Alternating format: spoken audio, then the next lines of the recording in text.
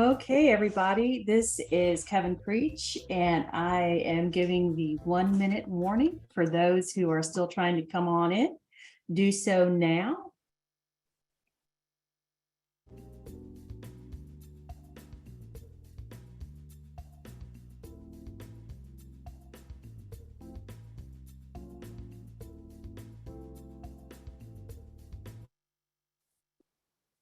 All right. Welcome, everyone. Tonight, we have a very special program discussion with our judges, our judicial candidates from district court all the way up to Supreme Court. And what we are interested in this evening is learning more about what they do, why it's important that they get elected, because we want to have judicial integrity. So again, my name is Kevin Creech. I'm chair of Wake County Democratic Party. I want to take a moment to thank my ED, Mr. Sokolowski, who is running things in the background. Thank you, as well as my treasurer, Mary Thompson, and my Wake vice chair, Elaine Opal, who will be assisting this evening. I'm going to go over a little bit of housekeeping while we get started. First of all, a bunch of our wonderful candidates have dueling commitments this evening. So there's going to be a little bit of coming in and going out with our appellate candidates and our Supreme Court candidates, but that's fine. Tonight, we want things to be casual. We want to have good discussion among the candidates with one another. And those of you who are joining us this evening to learn about these fabulous candidates, we are going to be eavesdropping on their conversations. I think one of the things that gets missed a lot is that judicial candidates are people too. And for some reason, we tend to overlook, especially our district court candidates. So I want us to understand or come away understanding what it is they do, why they do what they do, what their concerns are, all in an effort to ensure that we get them elected as soon as early voting starts, which is on the 20th. I want to make sure everyone is able to walk into the voting booth and know what they are doing. So with no further ado, I am going to take a moment right now and introduce the candidates who are here at present.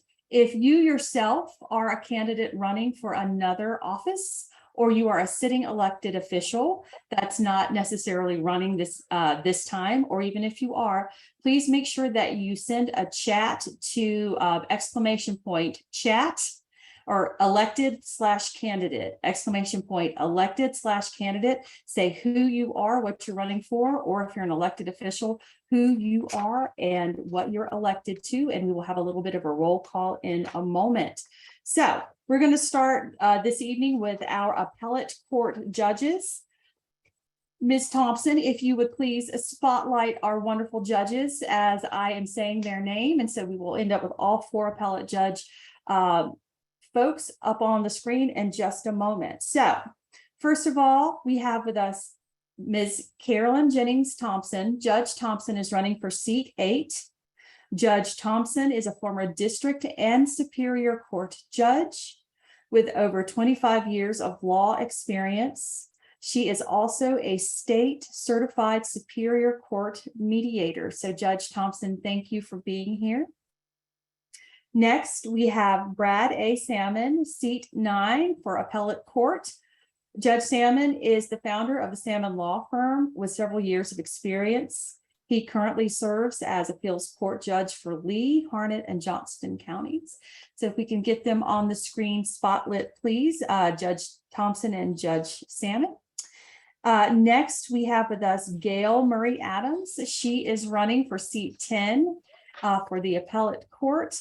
Fun fact, Judge Adams was a judge advocate general. And I have to say, Judge Adams, I really loved that show JAG back in the day. You probably get that all the time. So we are really excited that you are here this evening with us. And then we also have your friend and mine, Judge Darren Jackson, aka DJ. He served in the NCGA for several years and then was appointed to fill the seat in the appeals court. He is rerunning for seat 11, and we are so excited to have him with us. So I'd like to say to all of you, welcome. We're glad that you're with us, and we know that you all have to step out probably around 7:30, so we are going to work around your schedule. Next up, we have our district court judges. I'm going to call them out. Let me check and make sure who's here. We have quite a few running this time. All right, so for this evening with us, we have Judge Jennifer Bedford, District 10F, Seat 1. She is an Army veteran who practiced law for 7 years before her appointment by Governor Cooper to fill District Court 10F, Seat 1. Hello, Judge Bedford. Next with us for District Court, we have Judge Rhonda Graham Young, District 10D, Seat 4. She was in private practice for over 14 years and was recently appointed by Governor Cooper to fill the vacancy in that seat, so welcome. Also with us among the District Court judges this evening, it is the one and only Judge Lewis Meyer, incumbent. He is in District 10E, Seat 2. He has been practicing law in Wake County since 1984, and prior to being elected to his current seat in 2012, he was in private practice. So we are really excited to see you this evening. Let me double check if any more of our district court folks came in. Nope, we're good. For the Supreme Court, we have with us this evening Lucy Inman, who is running for Seat 3. Judge Inman practiced civil litigation in California and also in Raleigh for 18 years. In 2010, Governor Perdue appointed her as special Superior Court judge, and she ran for and won her seat on the appeals court in 2014.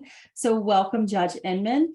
And finally, last but not least, we have the one and the only Justice Sam J. Ervin the fourth. He is rerunning for his seat, which is Seat 5.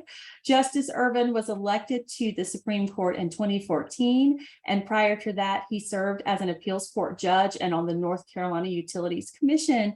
So this is who we have with us this evening, folks. I want to point out that in Wake County, we have 14 judicial seats that have Democrats running in it. And my expectation is we are going to ensure that every single one of them get elected. So welcome.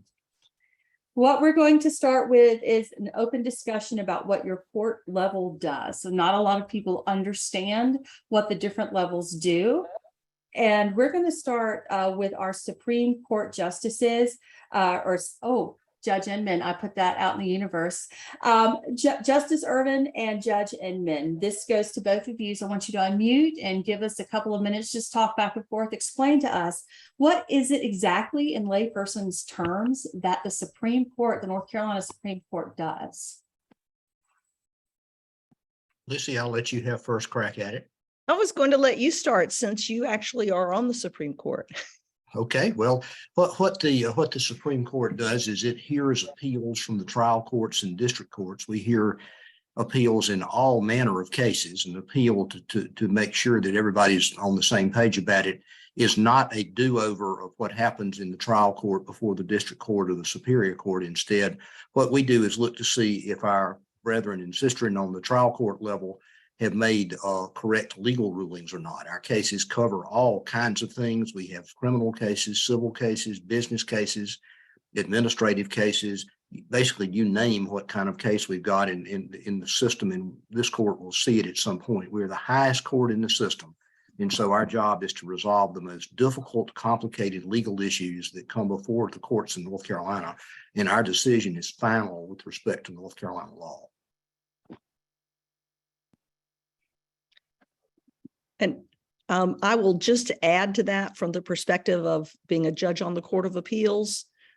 The Supreme Court hears and decides the hardest and the hardest fought cases in our state courts.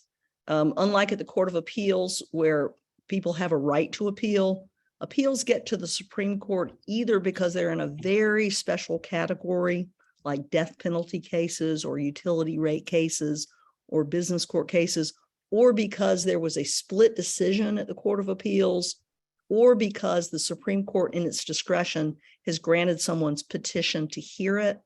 And in matters of state constitutional law and state statutory interpretation and state common law, there is no further appeal from the Supreme Court.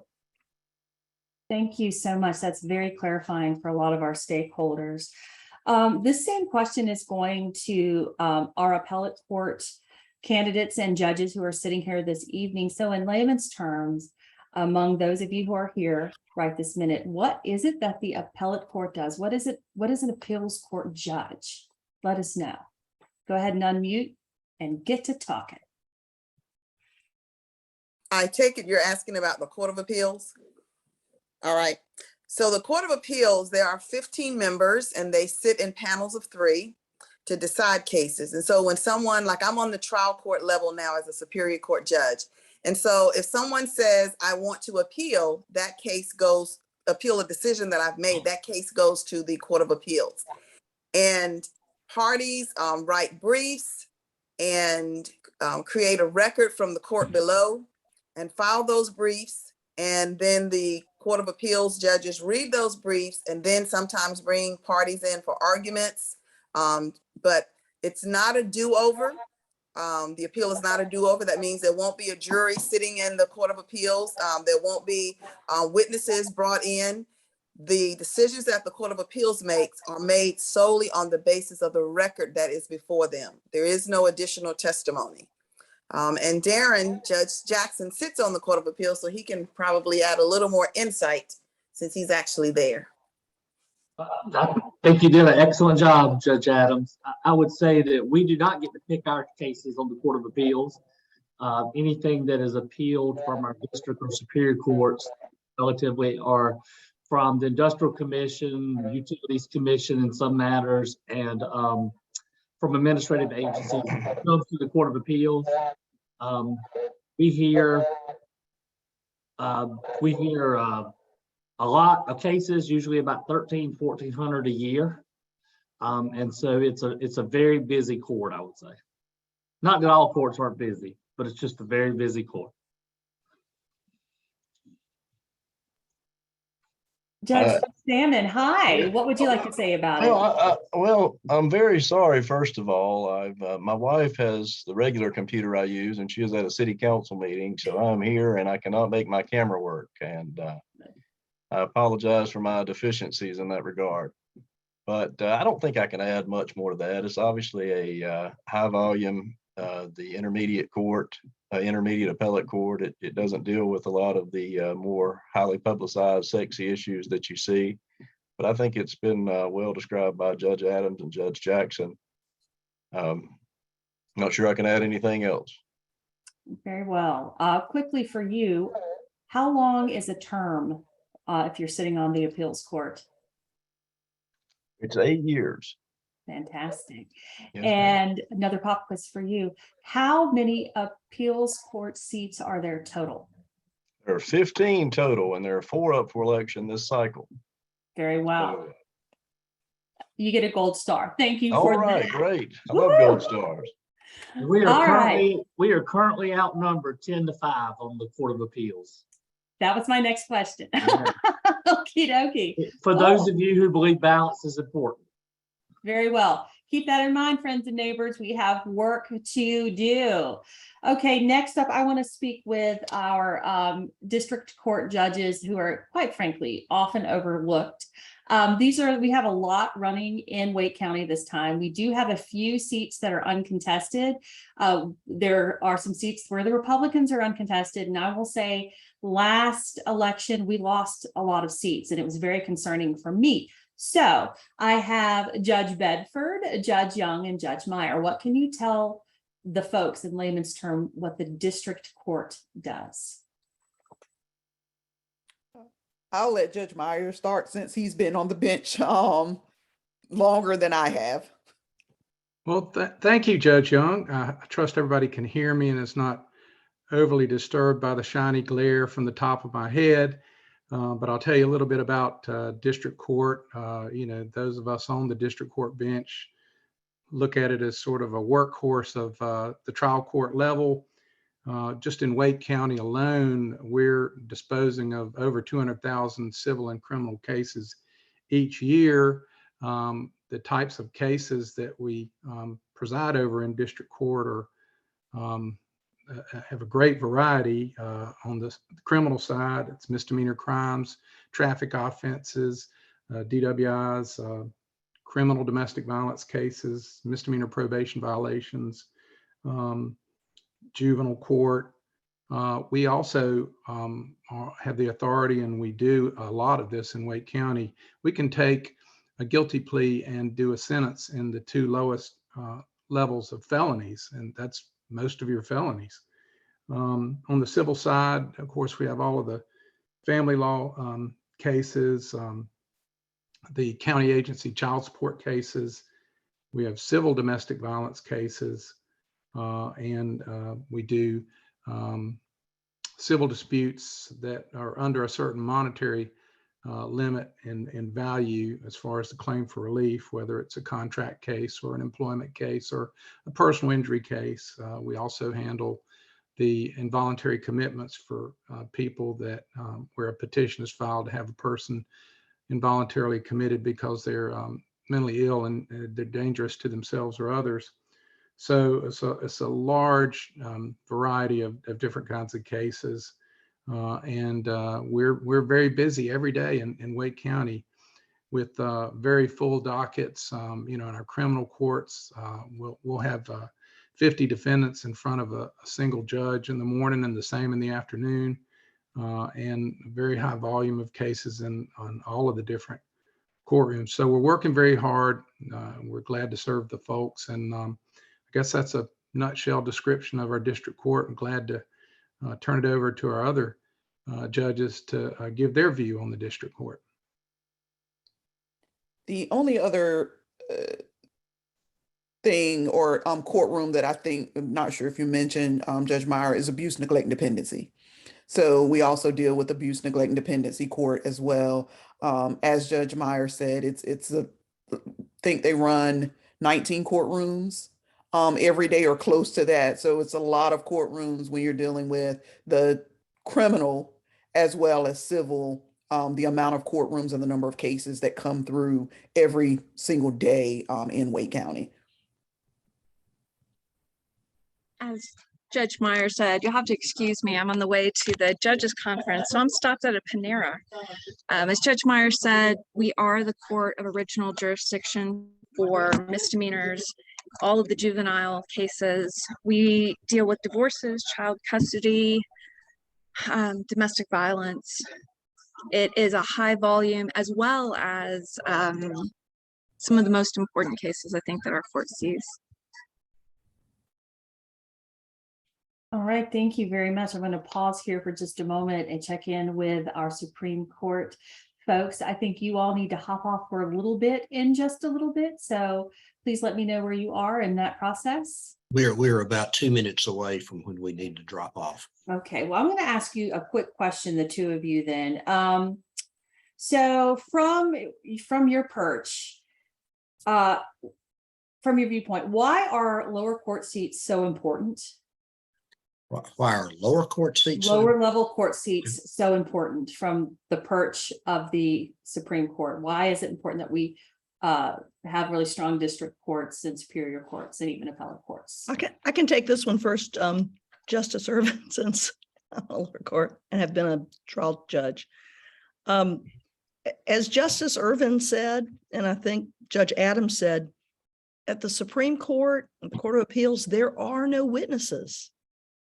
There are no jurors. Trial judges, especially district court judges, make all the findings of fact based on the evidence. They determine the credibility of the witnesses. And the appellate courts are not authorized to step in and second guess findings of fact made by the district court judges. So they are really, really important. And the other reason that they're really important in the vast majority of cases of any type heard in the state are resolved finally in the trial court. Not that many cases make it to the appellate court, so that the decisions made in the district court and the superior court are typically the end of the road in most cases. Very well. I appreciate that. Thank you. I'd like to ask the same question of our appellate court folks who are here this evening. What, in your experience in as coming up through the ranks and then serving on the appellate court, why is it for you so important that we have strong judges in the district and the superior court level? Well, Hi, I this think, is Carolyn. Hi. I don't know if you can see or hear me, but I can hear you. We can May I hear you. chime in on that piece? Just a little bit? Please. Yes. Having been a district court judge for over 10 years, and we call that the kitchen sink court because everything, as you've heard, comes through there. It's important to realize that they are actually embedded in the community. The community has a hands-on touch with the judges there, and they know, like even now while we are running, there are citizens worried about, no, you're not trying to unseat Judge so-and-so because that's, our judge. And they are so invested in who is running in the district, on the district court level, because it's directly impacting the community. The juvenile cases, the divorces, the sentencing for their relatives. That's why the lower courts are so important. All right. Would the other candidates also like to chime in on that? well, I think that was very well stated, and sort of piggybacking off what Justice Irvin said. I mean, your district court judge is sort of the face of justice to most people because that is who you interact with most regularly for your most basic traffic violations or domestic matters. And, just to have fair, honest, upright people serving in those positions is so important because that is sort of the face of our whole justice system, is sort of my take on it. Awesome. Excellent. District court judges. So you are the kitchen sink. You do all the things, you're embedded in the community. I want to ask you, in your roles, why is it very important that we have strong superior court, appellate court, and Supreme Court judges? Like, what for you, from your lens, why is this so important?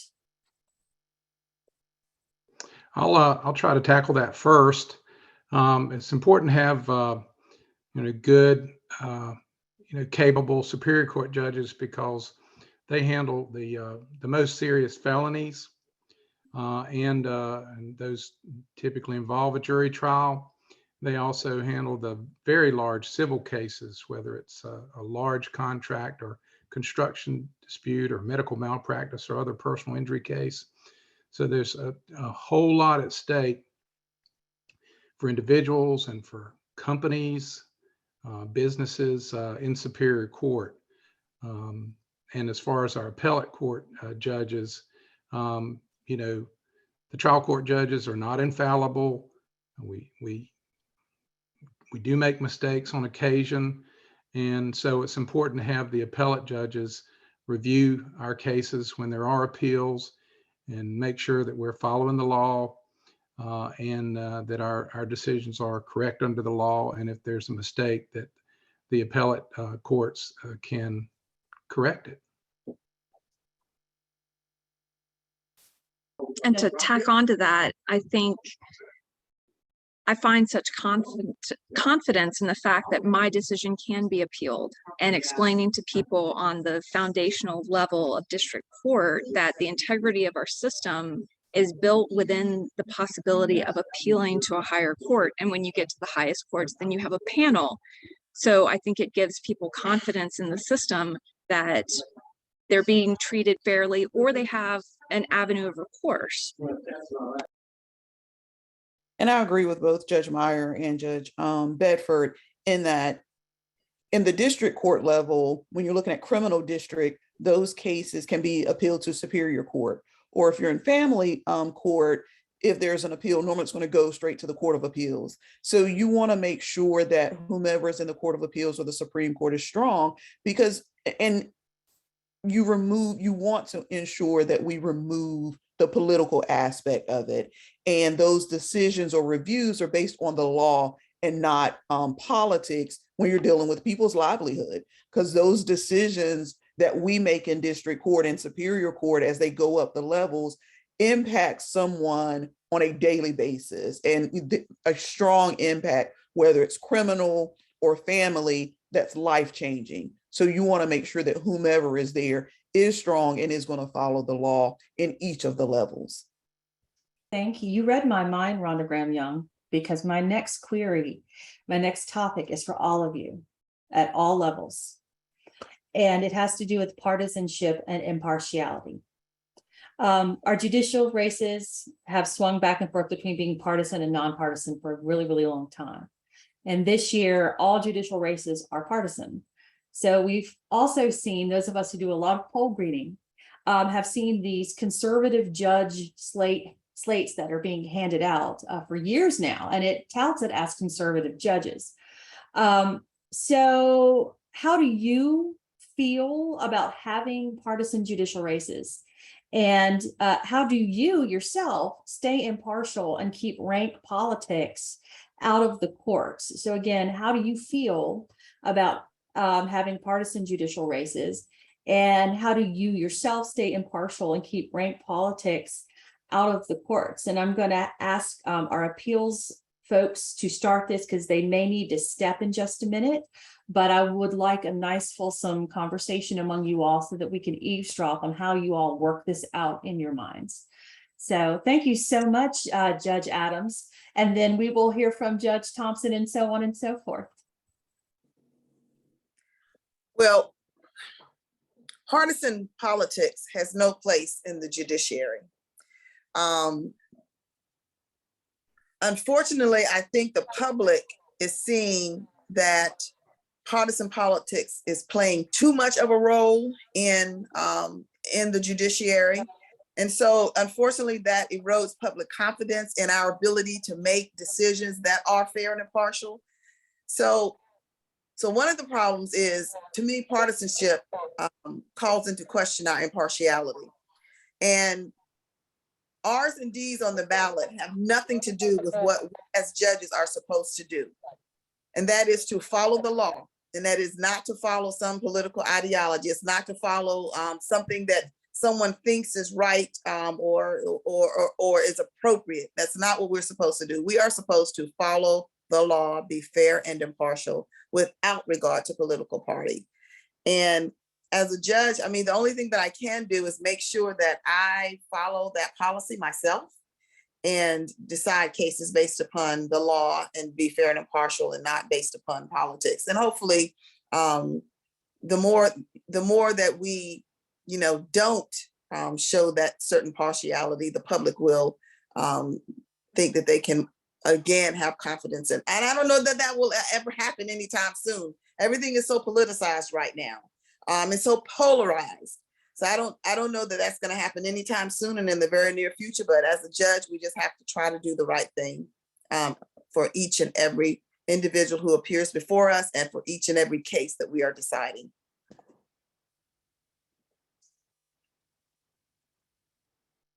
This is Carolyn Thompson again. I feel like, since the question was how do we feel, I believe as long as I'm continuing to tell people when they're asking me, well, what party are you with?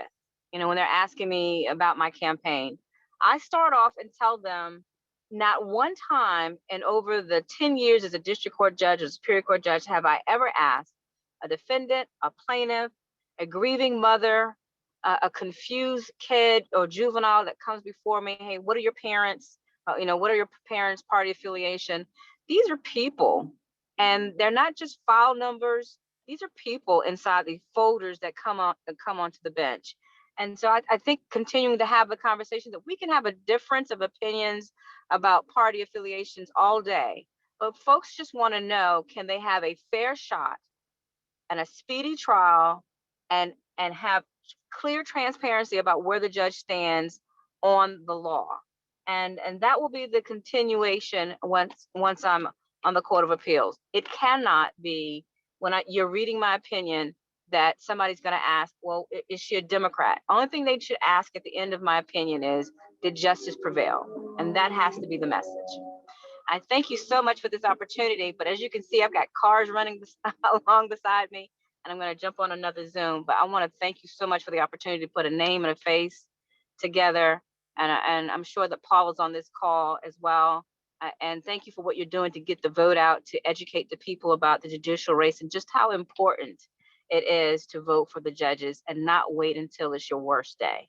So with that, if you don't mind, may I be excused, as we say in court? Yes, yes, you may. And thank you for being here. Thank you. Thank you. All right. So we'll continue this conversation with the other folks who are here right now, including our district court judges.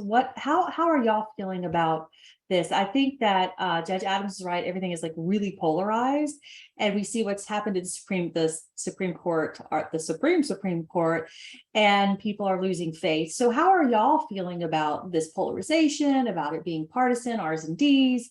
And what do you have to do to sort of keep that rank politics out? Go ahead and unmute and tell us.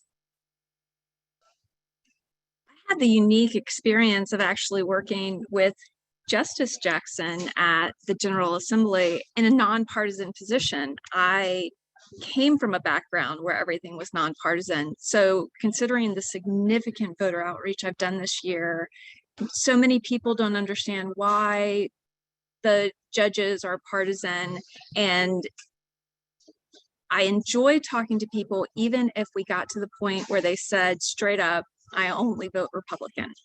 And after, a good chat, and I say, thank you, I'm going to work hard for you anyway.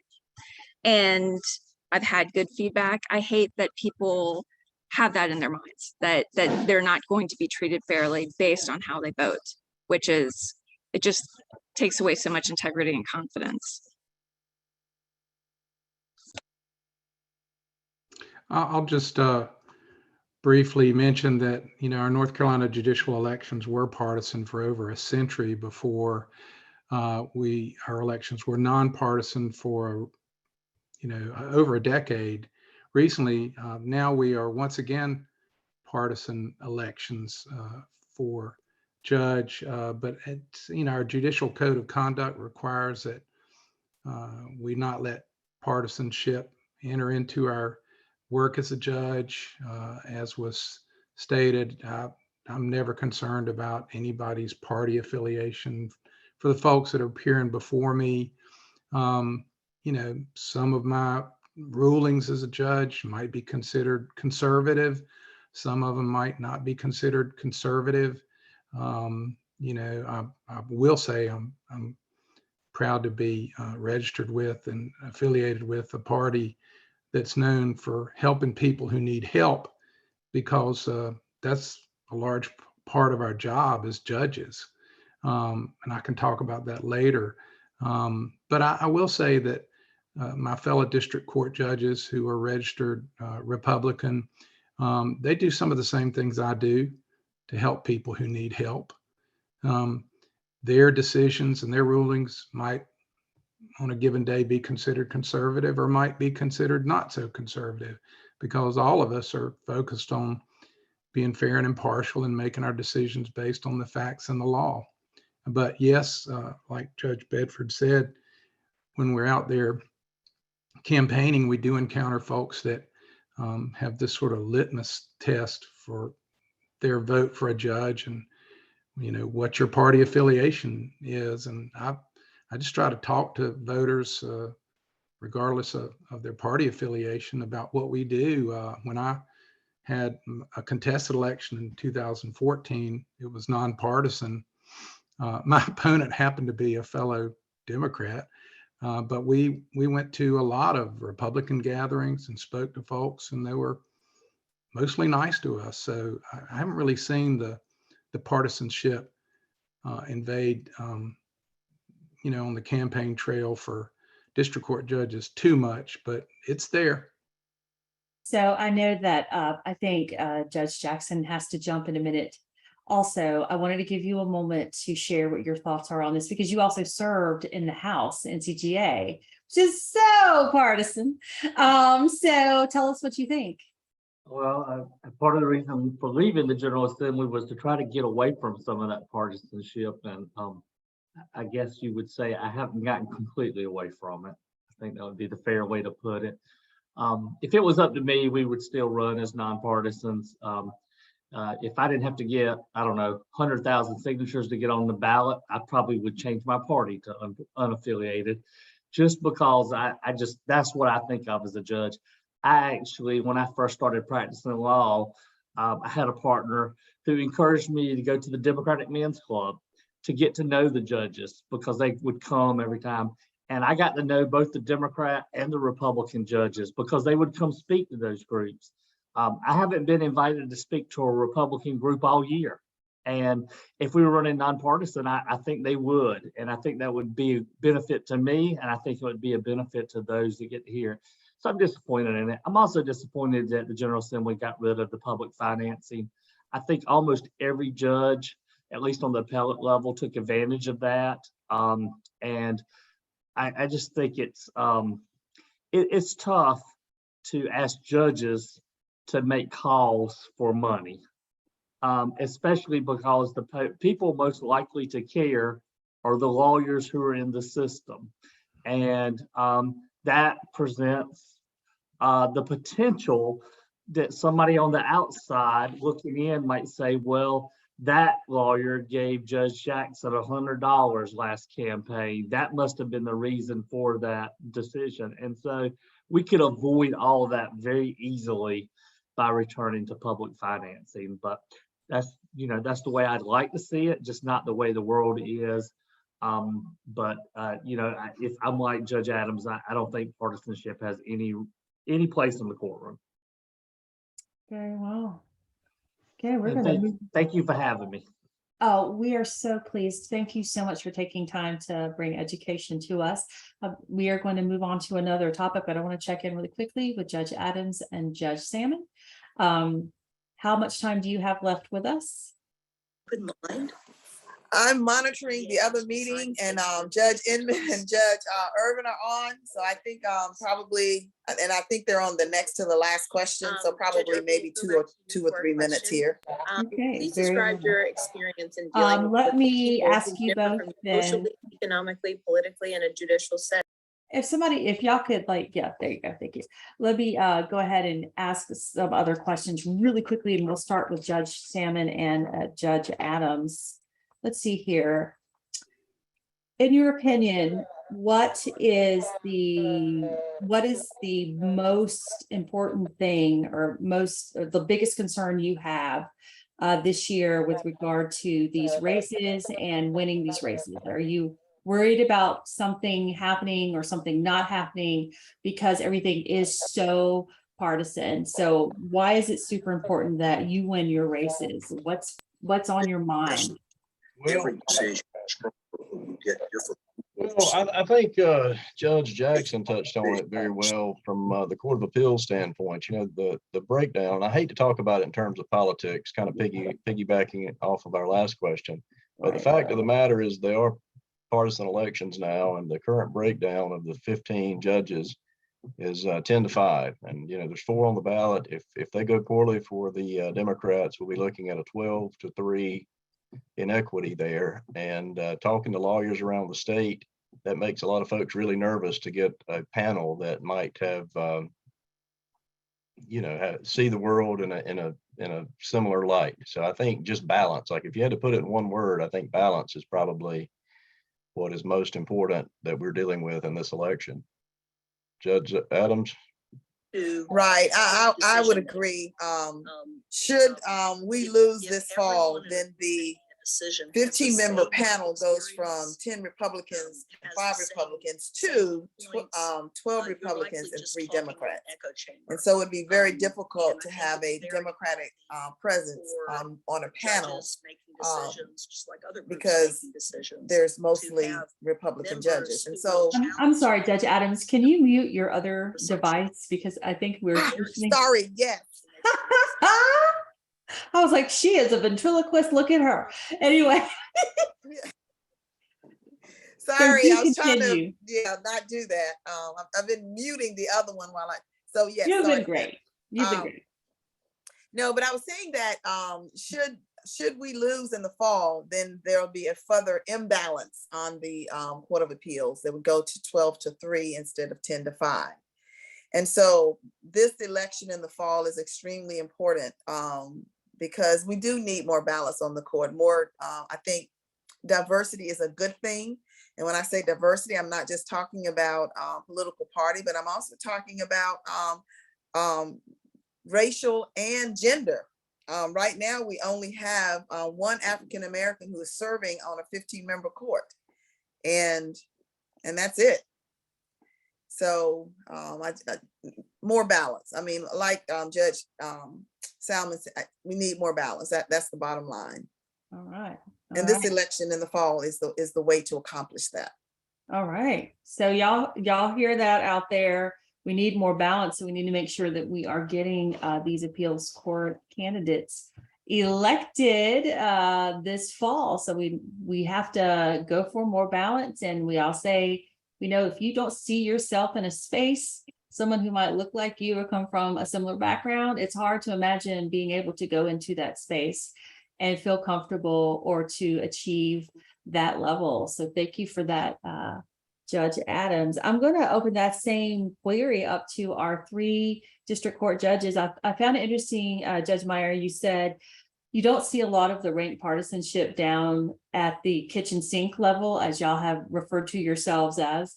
But do the 3 of you have concerns about, this forthcoming election and balance, whether it's in the same level at the district court level or, up the food chain, so to speak, all the way up to our state Supreme Court? So what are your thoughts about, what are your concerns as we go into this election with regard to judicial integrity? Well, I would echo what was said by others about the need for balance and diversity in our appellate courts.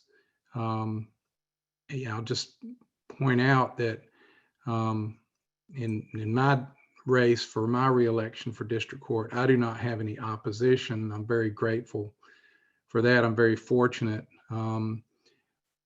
We also, as district court judges, run in parts of the county, not the entire county like we used to.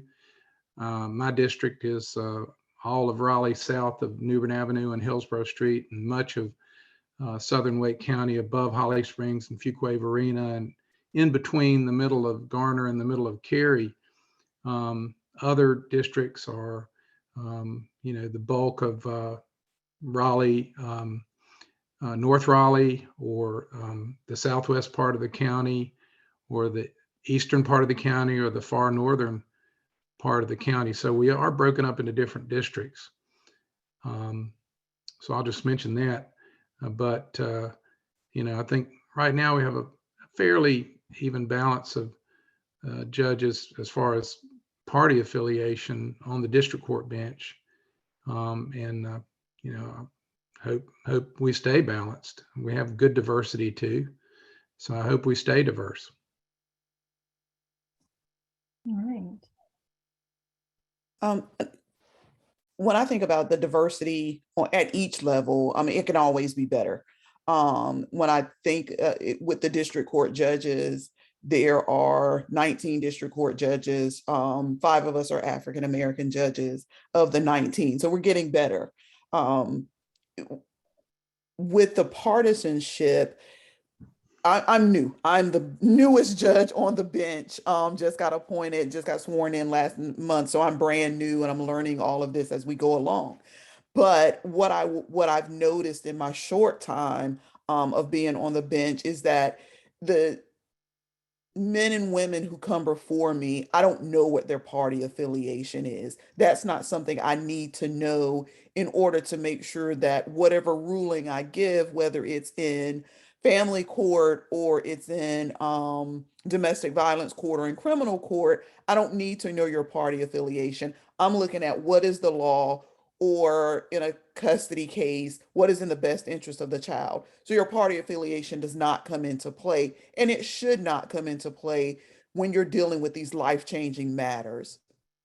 So, and I think that goes as you move up into Superior Court, the Court of Appeals, and the Supreme Court, your party affiliation should not come into play when you're dealing with somebody's life. Especially for us that's in district court, we see, we're not at the Court of Appeals where they don't get the jury. And if someone's in front of them, normally it's going to be the attorneys that are making arguments, where us that's in district court, we're actually seeing the plaintiffs and the defendants or a minor child in our courtroom every single day. So we have to remain impartial and not let politics come into play when we're dealing with the livelihood or the life of the individuals before us.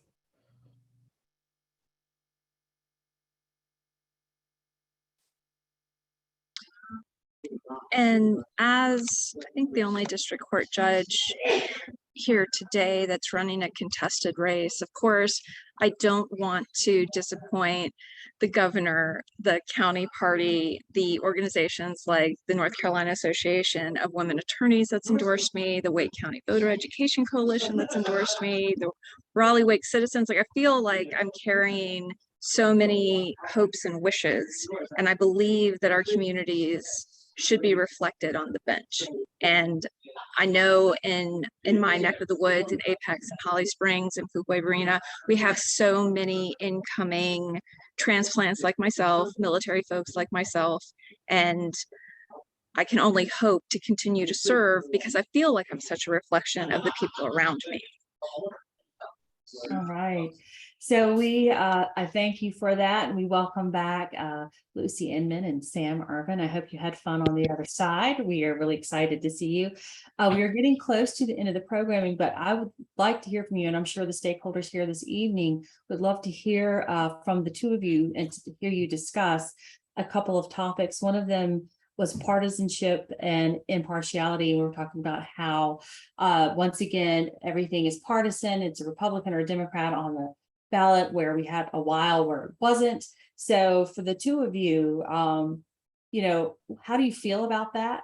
And how do you feel like it makes, introduces rank partisanship into the judicial system or not? And also yourselves, how do you remain impartial, even though you're both Democrats? So if you could talk a little bit about that and how it seems to be affecting perhaps the appeals level and the Supreme Court level.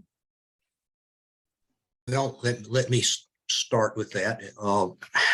I am very, very troubled by what I see in the court system, in the sense that there seem to be folks who more and more view us as nothing other than politicians wearing robe.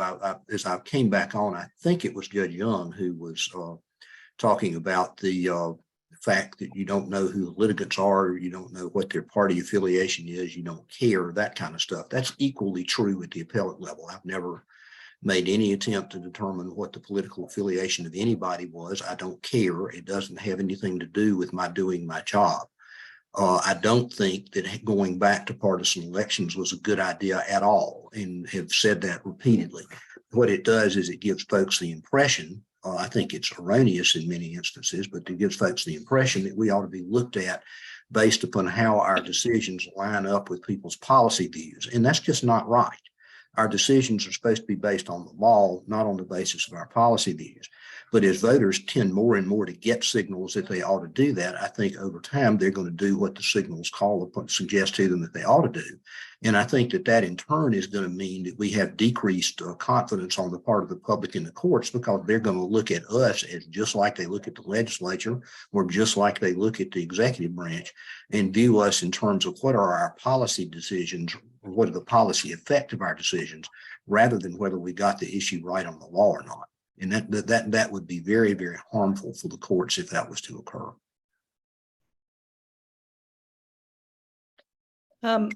I will add what I can. I agree with everything Justice Irvin has just said. I serve on the Court of Appeals now, and I can say just in the 8 years since I've been at the Court of Appeals, I was elected and Justice Irvin was elected statewide in a nonpartisan race in 2014. And when I joined the Court of Appeals, there were many judges senior to me who were Republican judges. We didn't talk about politics. Very few of the cases involved politics. And once these races were made partisan, I have seen partisan politics infiltrate just the culture. I'd say the culture around the courts. I'll give an example. I'll give two examples. In 2016, when Phil Berger Jr. was elected, and Linda Stevens, who's one of the finest judges on the Court of Appeals, lost her seat to him in a partisan election. Elections happen, and this new judge is being sworn in. And judges have a right to free speech just like anyone else. But when he was giving his remarks after putting on his robe, he made a point to thank in the audience, and he wanted everyone to know that the person most responsible for him being there was Dallas Woodhouse, the executive director of the North Carolina Republican Party. And he recounted that Dallas Woodhouse had repeatedly called him and said, "We need that seat." I would have found that remark as disturbing as if it had been made by a Democrat talking about unseating a Republican incumbent, because that view treats these seats, these positions, as a commodity. Another example I will give is that this year in the primary election, the chief judge of the North Carolina Court of Appeals, Judge Donna Stroud, the first Republican chief judge we've had, faced a primary challenge. Well, that happens. But the primary challenger was escorted to filing by a sitting Supreme Court justice. And 3 judges on the North Carolina Court of Appeals endorsed that primary challenger to our chief judge. And the only public statements or the only public record that's been shown on why that happened was a complaint that Chief Judge Stroud did not make sure that a court of 10 Republicans and 5 Democrats hired a loyal Republican to be our clerk of court. That's rank partisanship. It has no place in our judiciary, and it's wrong. Wow. So I think a lot of us in this room, learning about all of this information, have noticed things becoming a lot more partisan. And we feel oftentimes we'll question ourselves and be like, is it really? Am I making this up? But I think, Judge, and you just validated a lot of what we have been observing and feeling and maybe didn't have the words for. So this brings me to the final topic for the two of you, and then we will wrap up tonight's forum. So from a jurist's lens, what are you most concerned about if our statewide court system becomes much more conservative leaning? And in your opinion, what is at stake if we lose a bunch of court seats? So this is for both you, Judge Inman, and you, Justice Irvin. What are you worried about if we don't elect folks who are not into the rank partisanship? Justice Irvin, can I start? You absolutely may. I want to temper one thing that I just said and caution folks. The anecdotes that I told you are information in the public record. They're information speech made in the Court of Appeals. Okay. What I don't want to hear is for anyone to say that is so terrible that Republican judges would do that. I will never in my lifetime vote for a Republican judge ever again. I realize I'm talking to a group of Democrats, but that kind of reaction is just as harmful. It's just as harmful. And you ask what happens if the Supreme Court becomes more conservative. You may be presuming by that statement that I am less conservative than my opponent, or Justice Ervin is less conservative than his opponent. And I think based on the statements our opponents have made, that makes sense because they advertise themselves as the conservative judges. But my view of being a conservative is sticking to the law, sticking to the facts of record, and not deciding that I'm the smartest judge on any court so that I can change the law.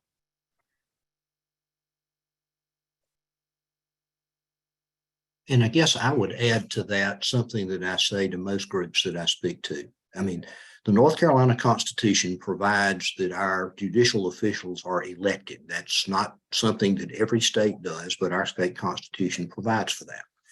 And so we can have long discussions about whether that's a good idea or a bad idea, but it doesn't really matter because that's the way it's going to be.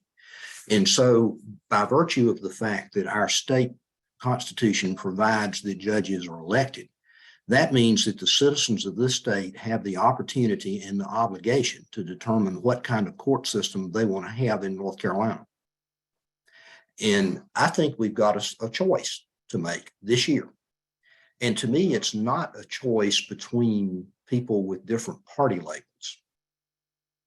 I'm like Judge Inman. I'm not concerned about what people's party labels are when they work in the courts. I've worked with Republican judges at the Court of Appeals when I was there and at the Supreme Court, who seemed to me to make decisions based upon the law and the facts and nothing else. We didn't always agree on what that meant, but we, I think, all acted in good faith based upon our understandings of what the law was. What I want and what I think the state of North Carolina is entitled to, and what every citizen should strive to obtain, is a court peopled by judges who decide cases the way they're supposed to decide, who don't wander, who don't advocate, who don't espouse judicial philosophies that people can misinterpret as political views. That instead we need judges who look at each case individually, who decide the case based on the law and the facts and nothing else, who don't have any kind of political or ideological agenda, who give everybody a fair chance to be heard, and who treat everybody equally under the law. We live in a time, unfortunately, in which there are some folks out there who seem to want partisanship in the courts. We live through a time in which we have people who seem to think that the law applies to everybody but them. And our system can't function if that becomes the way that it operates. We have to decide what kind of courts we want and what I think we should want. And what I think that Judge Inman and I both advocate for is a court system that does what we say it does, that doesn't make political and ideological decisions, but instead decides cases based on the law and the facts. If you look at decisions that Judge Inman has made, if you look at decisions that I've made, you will find instances in which we have decided cases in which various members of the Democratic Party probably wouldn't agree with what we did. But we did it because we thought that's what the law called upon us to do. And we had the courage of our convictions and we did it. That's what we need our courts to do. I've got a record of doing that. Judge Inman has got a record of doing that. And we will carry that record forward if I'm fortunate enough to be reelected and if Judge Inman is fortunate enough to be elected to the courts. I thank you very much for the chance to be here with you tonight. This is a matter that's of really great importance to me, and I think it ought to be of great importance to the citizens of the state. I could have retired this year, but I finally decided that this problem was of such great magnitude that the best thing I could do was use my status as a political candidate, when people do tend to listen to you a little bit more, to express concern about this problem and to advocate for doing something about it. And what we can do about it is elect judges that have a judicial philosophy of the type that I've outlined. Again, thanks for letting us be here this evening. It has been our pleasure. And I thank all of you for coming this evening, talking with us, talking amongst yourselves and letting us eavesdrop. And the point of tonight, the title was Protect Judicial Integrity. And I believe that every single person who was on this evening will uphold judicial integrity. And so, folks, we need to make sure that we get out there and we support these people. and we support our courts and that we vote. And I'm challenging each of you to talk to 5 folks that you know and encourage them to pay attention to these court races and to vote. We have a lot of wonderful information on our website, wakedems.org/election central. Again, that's wakedems.org/election central. You can find all the information that you want about all of these candidates. And with that, I will bid everyone a wonderful good night. Thank you so much. Good night. Thank you. Good Thank night. you. Thank